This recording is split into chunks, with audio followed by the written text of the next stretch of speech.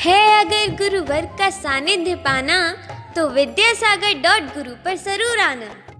देभ्यः ओम नमः सिद्धेभ्यः। अहिंसा परमो धर्म की आचार्य गुरुवर श्री कुंद कुंद भगवान की, आचार्य गुरुवर श्री ज्ञान सागर मुनि महाराज की, जय परम पूज्य संत शून्य आचार्य भगवान विद्यासागर जी महामुनि राज जी की, समस्त आचार्य संघ की।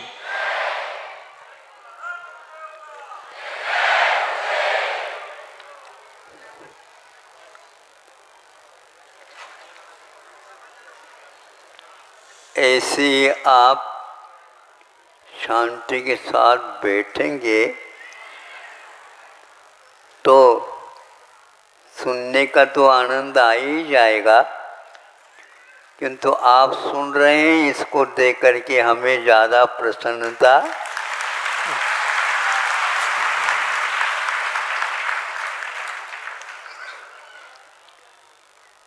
हम रामायण के बारे में विषय में गत रविवार के दिन विषय रखा,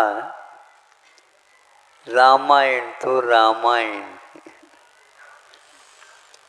उसको कहाँ तक लिखा जाएगा और कहाँ तक कहा जाएगा, उसके ऊपर कितने कवि और कितने सूरी आचार्य, ये सभी उनके ऊपर प्रवचन किए हैं। उनको देखने से ऐसा लगता है जैनियों के यहाँ 24 तीर्थंकर होते हैं, किंतु उन 24 तीर्थंकरों में राम को बिना तीर्थंकर के भी जोड़े जा सकते, ऐसा अद्वितीय मर्यादा पुरुषोत्तम राम ये। हम सोचते हैं दुनिया सब दुखी है, लेकिन जो महापुरुष होते हैं दुनिया के दुख को दूर करने के प्रयास करते रहते हैं। एक कवि ने, अभी हमने यात्रा के दौरान गोष्ठी हो गई होगी, उसमें से कुछ सुनाया, 2 पंक्ति याद रह गई कि इस प्रकार के वातावरण में राम जग को तारते जा रहे हैं, तारते जा रहे हैं, तारते जा रहे हैं, और अपने मन को ताड़ते जा रहे हैं, मारते जा रहे हैं, मारते जा रहे हैं। मन को मारे बिन जग को तारना आसान नहीं हो सकता। तुम आनंद के साथ बैठ करके राजा राणा छत्रपति कहो दो, लेकिन छत्र यदि ऊपर का नहीं घूमता है तो भैया पसीना पसीना हो रहा है। ऐसों को हमारा मन कहता है हम क्या समझाएं। उनका अच्छा था, राजकीय वैभव था, मान था, सम्मान था, किंतु ये भी ध्यान रखो उनको इस ओर कोई भी लगाव रुझान नहीं था। और ये भी कहा था सीता भी पीछे हो गई, लक्ष्मण तो पहले से ही प्रतिज्ञाबद्ध थे, मैं इस जीवन में कुछ भी नहीं करूँगा, सिवाय आपके साथ चलना।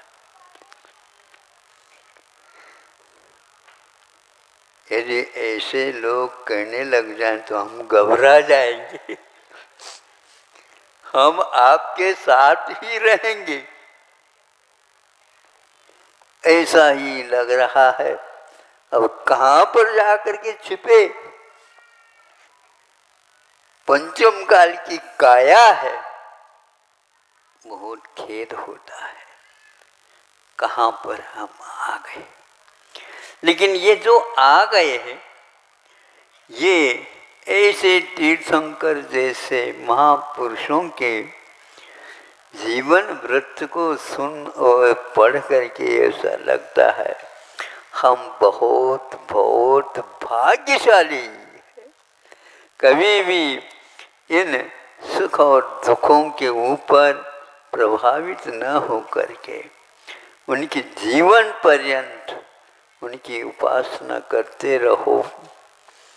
देर नहीं है, देर नहीं, बहुत जल्दी जल्दी वह तरने का उपाय मिलेगा। किंतु तारने का भाव हमेशा हमेशा मन में बना रहे। इन सब का कब उद्धार हो प्रभु। कषाय की जंजीरों से ये दुनिया जकड़ी हुई है। धर्म धर्म भले कहता चला जाए, किंतु धर्म का मर्म ज्ञात नहीं। अब ज्ञात हो भी कैसा सकता है? कषायें ऐसी हैं, वह रुलाती रुलाती है। किंतु हमें ये देखना चाहिए, हमारा इतिहास हमको बुलाता है, बुलाता है। आप उसको बुलाओगे तो नहीं चलेगा। 2-3 दिन पूर्व में ज्ञान सागर महाराज जी के विषय में जीवन पर्यंत सुना है। एक व्यक्ति आकर के ऐसा ऐसा कहा, सोचता रहा।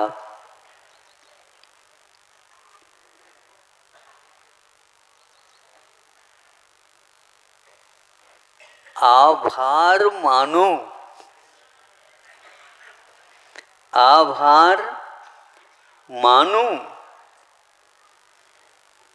गुरु ने भार दिया है।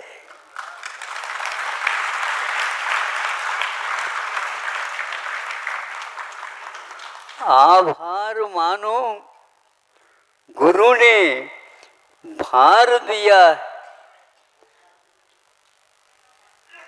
भार को संभालूं, भार को संभालूं, यह यदि हो जाए, हमारा संसार कभी दूर है ही नहीं।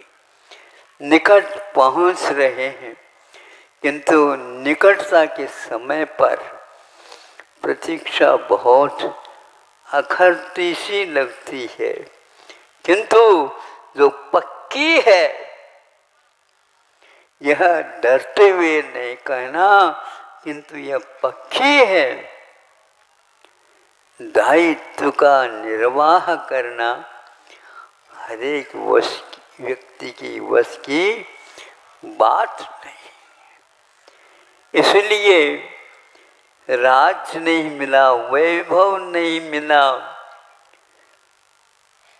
हजारों रानियां जिनके पास थी और पटरानी के रूप में सीता मिली थी, वह सीता भी वनवास के लिए तैयार हो गई। हमें थोड़ी वनवास के लिए कहा गया है। अर्धांगिनी मानी जाती है। एक सिंहासन के बाजू में राम है तो और बाजू में सीता बैठती। क्षत्रिय के साथ संयोग हुआ, नियोग था, तो क्षत्रियता को भुलाई नहीं जा सकती। अनुगामिनी बन करके छाया की भांति कंकड़ पत्थरों के ऊपर भी पग पड़ रहे हैं। हमें सोचना है। आप बैठे हैं, यदि ऊपर का नहीं होता, अब थोड़ी सी सोच ली। क्या महाराज, क्या आसोद में ऐसे हम सहन करने के लिए थोड़ी आए, मत करो। लेकिन इससे भी बढ़ करके आपको सहन किया जा रहा है, ये देख करके लगता है परवश से तो सहन करते हैं, स्ववश हो करके। गृहस्थ आश्रम में रहते हुए भी राम ने लक्ष्मण, सीता, ये तीन होके, और जब ज्ञात हुआ भरत वहीं पर बैठे बैठे रो रहा है, फिर बाद में स्वयं वो निकाचित कर्मों का बंध जो था ढीला हो गया, मान लो। कैके भी कहती है,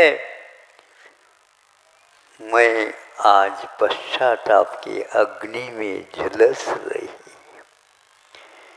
पति जी के बीमारी या यूं कह दो मूर्छा को देख करके अब वो सोचने लगी, इस मूर्छा में मैं ही कारण साधन बनी।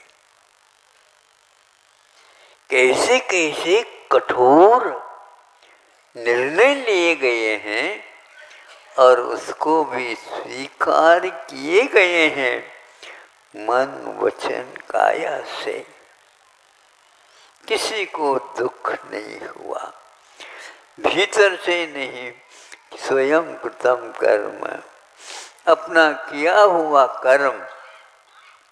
आप कुछ भी कहो, कुछ भी कहीं भी रहो, वह आपसे छूट नहीं सकता। यदि पेट में कुछ पहुंचाया है तो डकार तो आएगी। अब डकार कौन सी आ रही है? जैसा खाया उसको याद कर लो। आज कुछ भी नहीं खाया, अभी कल का भी तो रह सकता है, अंधों का भी तो रह सकता है। वो कहाँ जाएगा? और इसके उपरांत पच भी जाए, लेकिन पेट दर्द कर रहा है। वो क्यों दर्द कर रहा है? जो जा कर के बैठा है वह शौच के रूप में निकलेगा, तभी पेट शुद्ध होगा। आज एक ग्रंथ में मिला, यदि हम पथ्य का पालन नहीं करते हैं तो औषधोपचार व्यर्थ है। क्योंकि पथ्य के माध्यम से उस पेट को, आमाशय को शुद्ध शुद्ध बनाया जाता है, और जब वह शुद्ध हो जाता है तो रोग के ऊपर औषध का प्रभाव पड़ता है। वो लोग और कोई जाप नहीं देते थे, तो यही जाप देते थे कि कैसे जंगलों में मुनि महाराज रहते हैं। कैसे रहते हैं? एकाकी रहते हैं। हमारे पास लक्ष्मण है, हमारे साथ सीता है, मैं हूँ, जनता बिलखती बिलखती चली गई। ये सब कुछ हमारे साथ है और हम क्यों रोएं? नहीं, अभी हमें इसके उपरांत वह दीक्षित होने का सौभाग्य प्राप्त हुआ। अभी इसका हम अभ्यास कर रहे हैं। अभी हम इसका अभ्यास कर रहे हैं और उनकी प्रशंसा करके उनकी वंदना परोक्ष रूप से करते जा रहे हैं। जंगल में जाने के उपरांत भी वे ये नहीं भूल पाए, इसीलिए इनको महापुरुष कहा गया। सीता वह रहती, अब रात में नींद कैसी आएगी? यदि परिश्रम करोगे नींद तो छूटेगी नहीं। ध्रुवोदय नहीं होते हुए भी वो उदय में आए बिना रह ही नहीं सकती, और उसकी उदीर्णा होती है तो भी यदि विषमता रहती है तो निद्रा आएगी नहीं। उसका कार्य हो या न हो, उदय में आकर के फल दे करके चला जाना। क्या सोच, क्या विचार, क्या निर्णय, कौन सी दृढ़ता के साथ इस प्रकार का मन वचन काया इन तीनों का योग उन्हें मिला। कभी भी उनके मन में वह राजकीय वैभव स्वप्नों में तक नहीं आया, और हम स्वप्न देखते रहते। स्वर्ग से सुंदर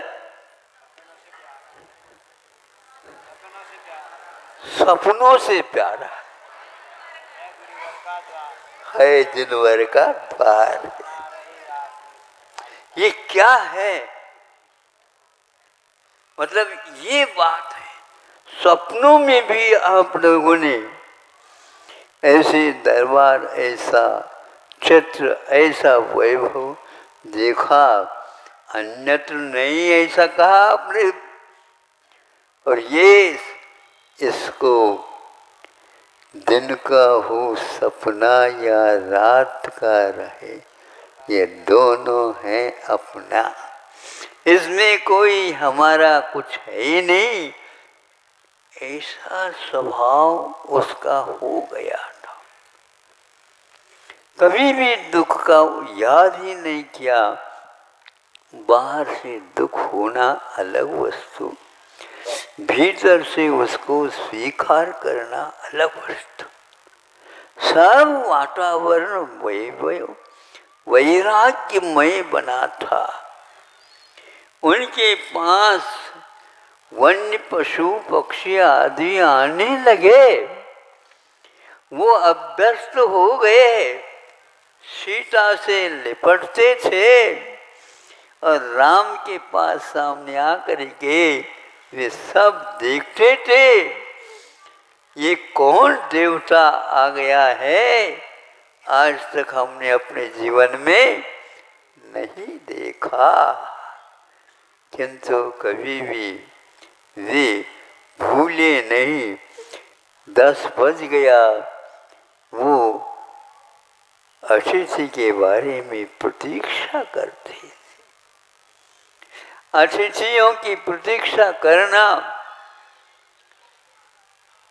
अपने भूख को सहन करते हुए भी उनको क्या मिला होगा जो यहाँ पर कुछ भी साथ नहीं रखते।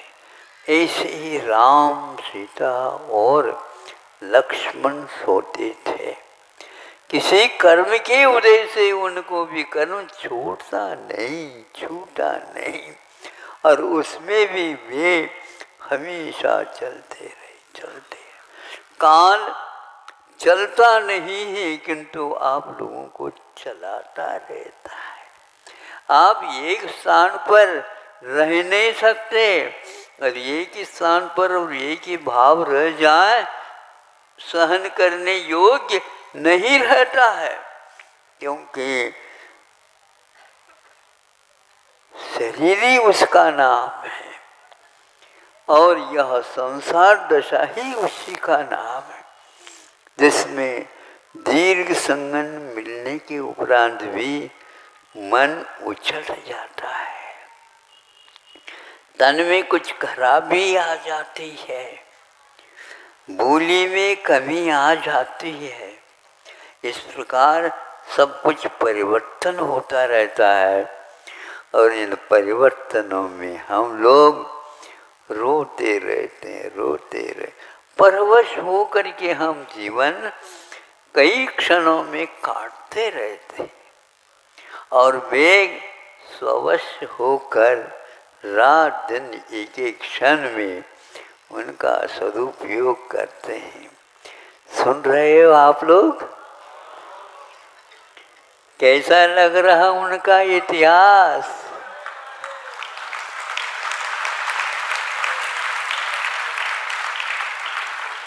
अब ऐसा माला फेरो, अब ऐसे स्मरण के साथ श्वास लेते रहो। हमारे श्वास श्वास में वह विश्वास के कारण तीर्थंकर महापुरुष आदि हमेशा हमेशा याद आते रहे, हमेशा हमेशा याद रहते रहे। इतना ही पर्याप्त है, ज़्यादा कुछ भी नहीं आता। आना ठीक भी नहीं है, क्योंकि ज़्यादा कुछ आ जाता तो पंचेंद्र के विषय के अलावा कुछ आता ही नहीं। कितने भी आप पुरुषार्थ करो, इसके अलावा कोई आश्रय अभय देने वाला कोई नहीं है। हम लोगों को उन्होंने कितने बड़े कष्ट सहते हुए भी अच्छे अच्छे ग्रंथों के संपादन करके रखे हैं। उसको देख करके क्या लगता है? देखो कितनी भक्ति के साथ 50 व्यक्तियों ने जिनवानी को अपने सिर पर रखा, सिरोधार है, और वो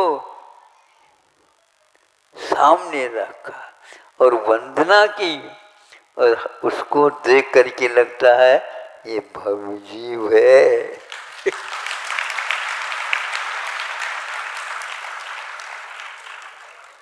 ऐसे तो उनके अभाव में भी आज ऐसे जो क्षेत्र बने हुए हैं, जिनको देख करके नक्शे सिख तक कोई भी परिग्रह नहीं, और वो केवल दिगंबरत्व के साथ अपना जीवन व्यापन करते हैं।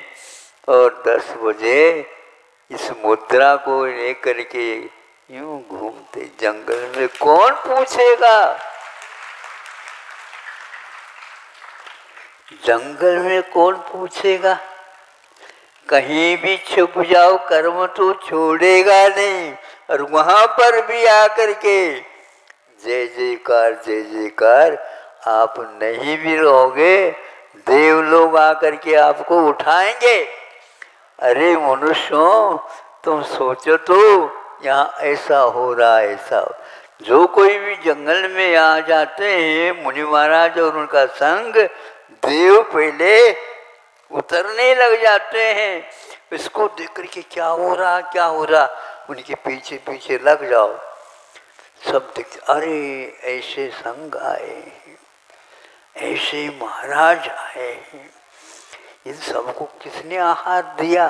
अरे ऐसे दान दातार हैं, इसकी प्रतीक्षा करते रहते हैं और सपनों में भी ये देखते रहते हैं महाराज जी आने वाले।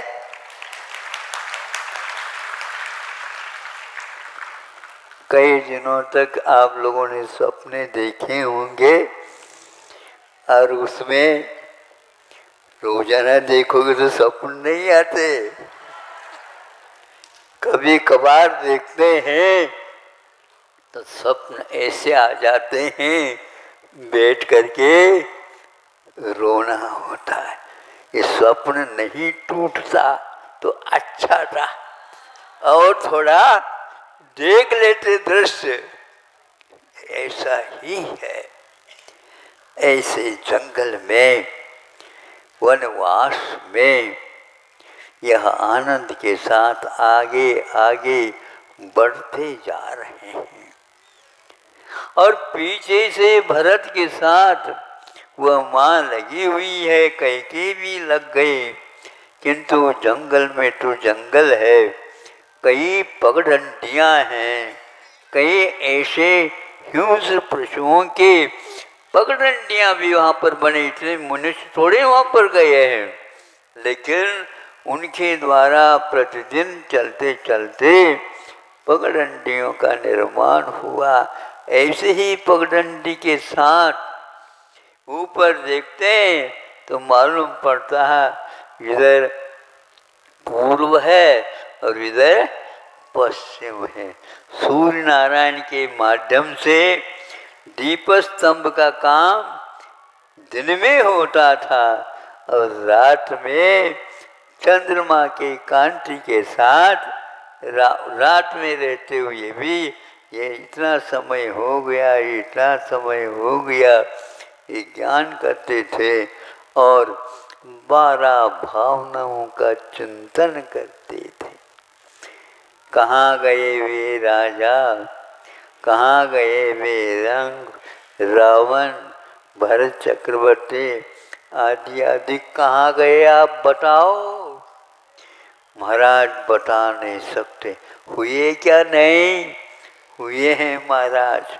जब इतने असंख्यात अनंत होने के उपरांत भी उनके नाम आज हम गिन नहीं पा रहे हैं और ले नहीं पा रहे हैं, तो आप अपने नाम घोषित करने का अभ्यास न करियो।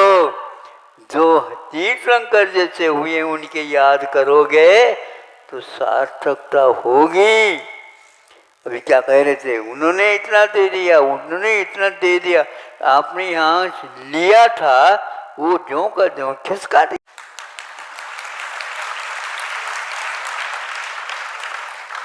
हमारा कुछ है ही नहीं उसमें। जब हमारा है ही नहीं, अब यहाँ पर शास्त्र पढ़ने का थोड़ा सा लाभ तो लो। जब हम ले ही नहीं सकते हैं तो देने का अहंकार क्यों करूं? इसलिए राम तो अहंकार में डूब गए और ये राम तो राम रह गए और राम के नाम लेने से भी क्या बन गए, उसका उद्धार हो गया। ऐसे राम का नाम था और रावण तो हमेशा रोने वाले का नाम है। सब कुछ हो करके भी उसने अपने वैभव को नहीं समझा, इसलिए नरक जाना पड़ा। अब सोचो, इसलिए ऐसे संगति करो जो इस प्रकार के तत्व का विवेक हमेशा हमेशा रखते हो और नश्वर इस जीवन के बारे में सोचते सोचते इसका सदुपयोग करना सीखो। अगले क्षण में कहाँ जाना है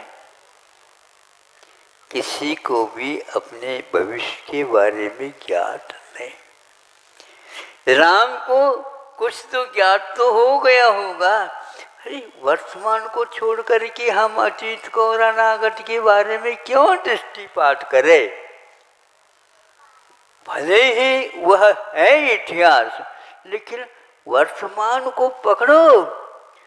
वर्तमान थे तो वर्तमान को ही एकमात्र देखते थे।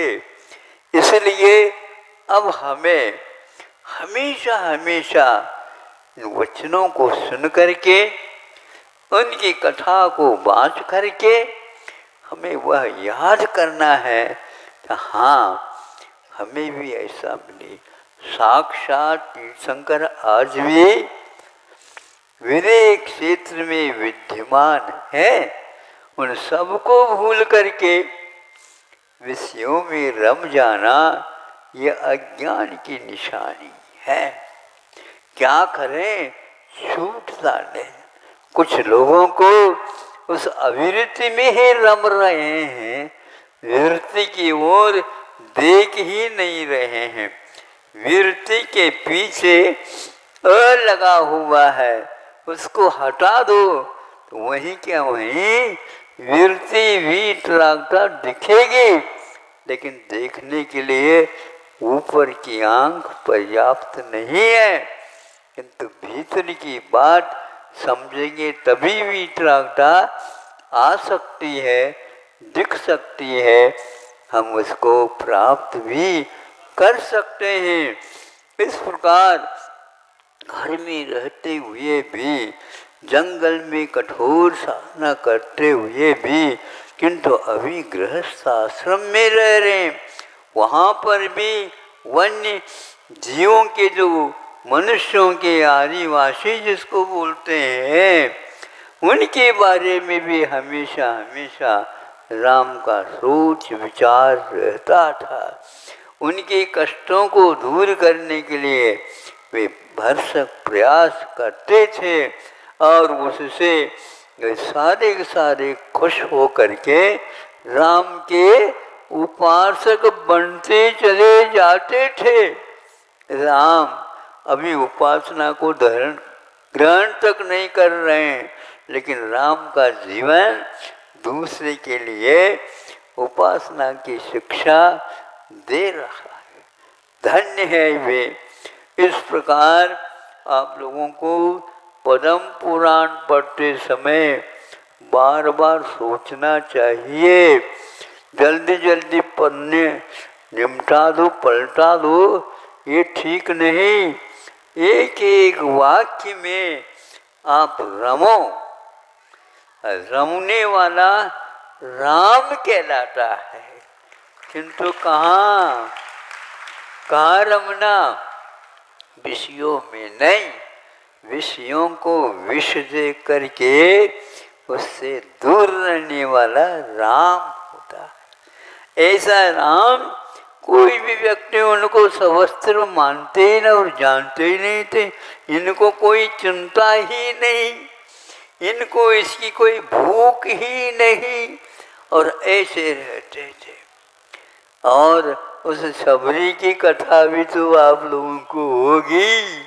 सबरी कैसी थी वो सबरी, और कितने हुआ क्या रखते थे,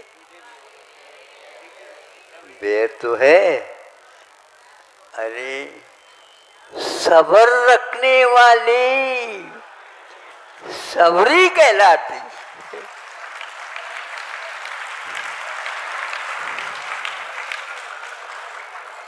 सबर, सहन करो, सहन करो, ये उसको बोलते सबरी। जीवन में चित हो गया, राम को वनवास हो गया, मैं वनवास में रह रही हूँ, एक न एक दिन राम का दर्शन अवश्य हो।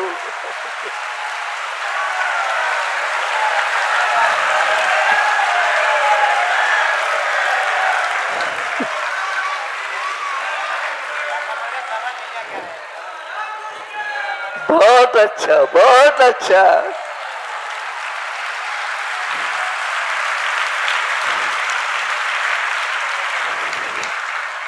स्वर्ग के देव कह रहे होंगे, ऐसा कौन सा हमने पुण्य छोड़ दिया जो यहाँ पर आकर के कोई भी महाराज यहाँ पर आते ही नहीं। और यहाँ पर शनिवार से ही हमें ज्ञात होने लग जाता है यहाँ पर कि कल रविवार आने वाला है। हाँ, बात समझ में आ रही है, इसलिए आपकी प्रसन्नता की बड़ी फैलाव विस्तार हो रहा है। धन्य है। हम और कुछ नहीं चाहते, इन वनवास में रह करके उनकी कथा को हम जन जन तक पहुंचाने का प्रयास करें। सबको सबरी की कथा और बार बार सुननी चाहिए। क्या खाती थी वह, जो खाती थी वही प्रतिदिन राम के लिए। अतिथि देव आपके लिए यह आज तो बिल्कुल मीठी मीठी है, कोई भी बोर खट्टी है ही नहीं। उसको किसी के ऊपर विश्वास नहीं होता था, ऐसे लिखा हुआ वो मैं कह रहा हूँ कि वह थोड़े से मुख में उसको काट लेते थे और वो समझते थे कि हाँ ये बहुत मीठी है, अब ये तो अवश्य देंगे हम। ऐसे ऐसे जब नज़र की कमी आने लगी, मैं बार बार इस चित्र को जहाँ से रामायण पढ़ा था उस समय उसमें चित्र लगी हुई थी, और वो चित्र जो है सबरे के थे। वो क्या करते, एक हथियार से तो हाथ से तो लठिया पकड़ी है और दूसरे हाथ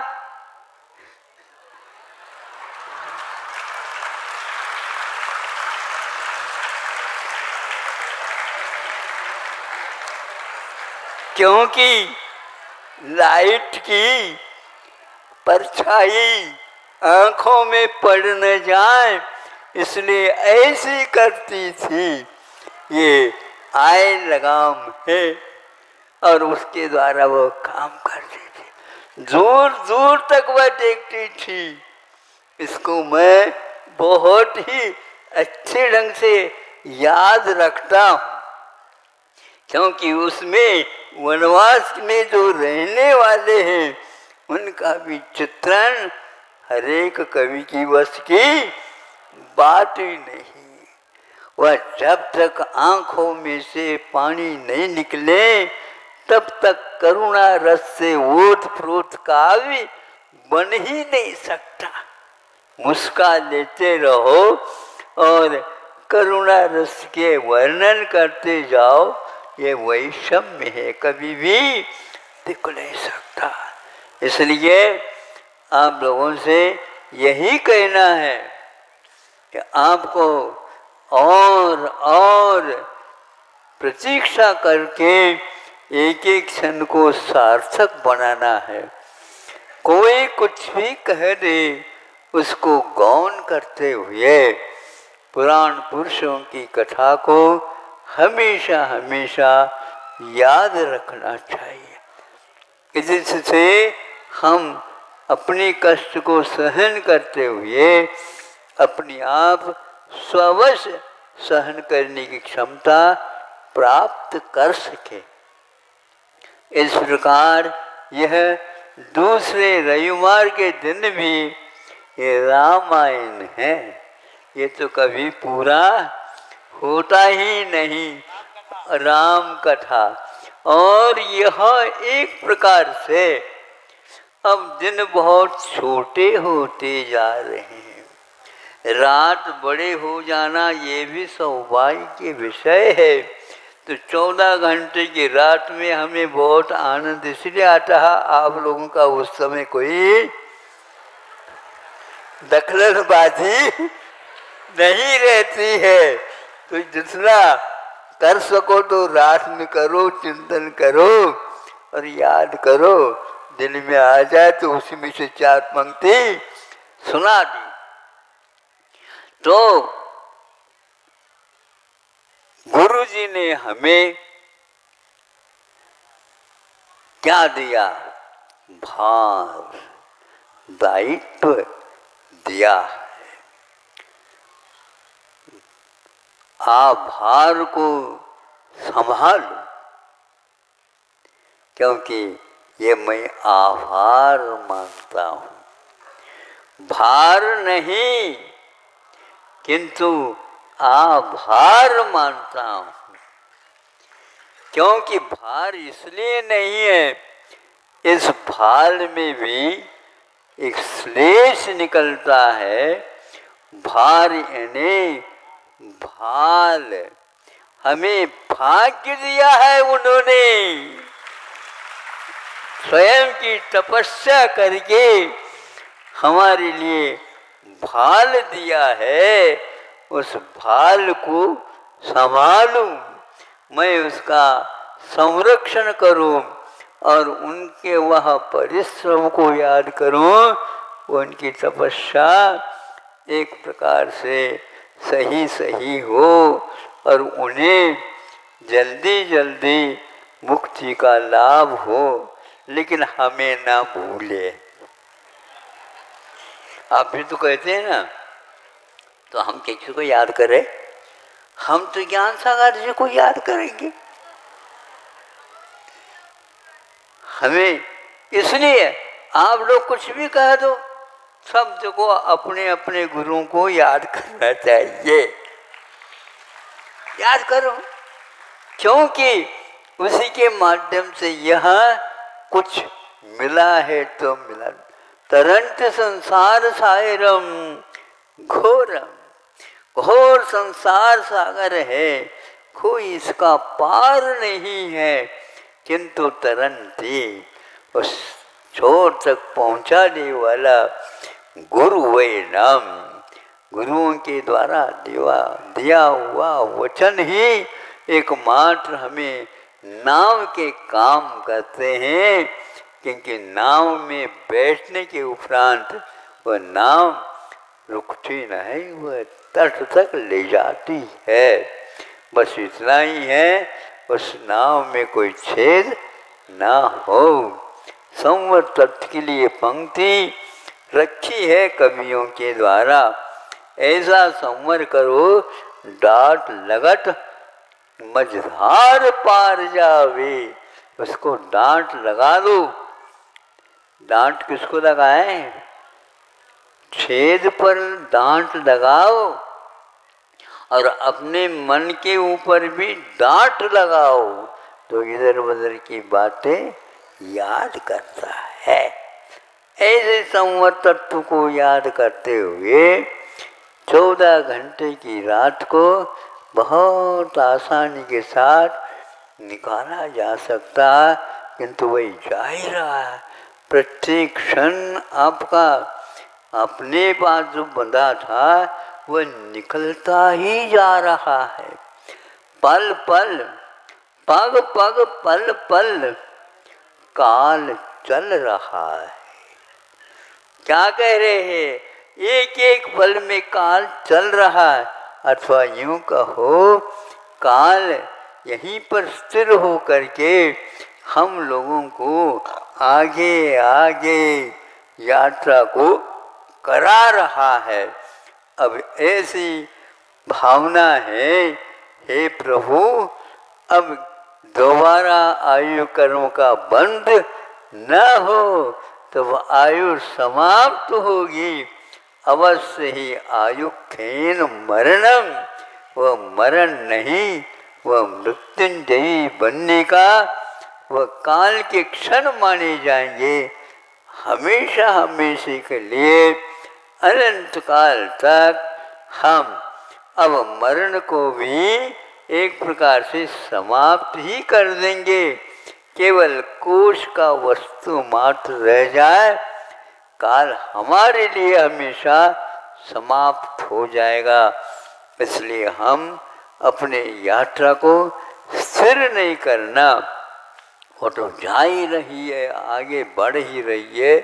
जो आगे बढ़ करके गए हैं उसको स्मरण करते हुए हम आगे चले। वह सीता कहती है, आप कोई बात नहीं, चलते जाओ, हम भी पीछे पीछे से आ रहे हैं। बीच बीच में लक्ष्मण आवाज देता है, हाँ आ रही हूँ, कहती है वो, हाँ आ रही हूँ। कहाँ रुकना, रुक ही नहीं सकते। यह काल चक्र ऐसा चक्र है तो वह रुकता भी नहीं और दूसरे को रोकने भी नहीं देता। चलिए चलिए, इस प्रकार यह संसार से पार होने का एक मार्ग है और पुराण पंच परमेष्ठियों को याद करने से ही यह सब हल्का हो जाता है और हल्का होने के उपरांत मन में उत्साह जागृत हो जाता है। इस प्रकार यहाँ आज का रविवार, अब चूँकि वनवास है, जल्दी जल्दी थोड़ी पूर्ण हो जाए। हाँ, अब जो है 1.5 महीने, ये 1 महीना ही रह गया बताते हैं। आज कार्तिक अमावस्या है, आज के दिन ही। हाँ बिल्कुल। हाँ, अब उसके उपरांत तो आगे जो 15 दिन हैं वह कार्तिक के माने जाते हैं। इस प्रकार यह आपका चातुर्मास छोटा होता जा रहा है। अब कितने रविवार हैं? मुख्य रूप से 4 ही रविवार हैं। अब इनमें से 2-3 रविवार निकल गए। अब यह रामायण हम जल्दी नहीं करते हैं, धीरे धीरे आपको समझ में आ जाए ऐसे ही हम करते आपको इस वनवास से दूर होने का उपाय कर रहे हैं और अपने लिए भी और पर के लिए भी इसका सहयोग मिले। अहिंसा परमो धर्म की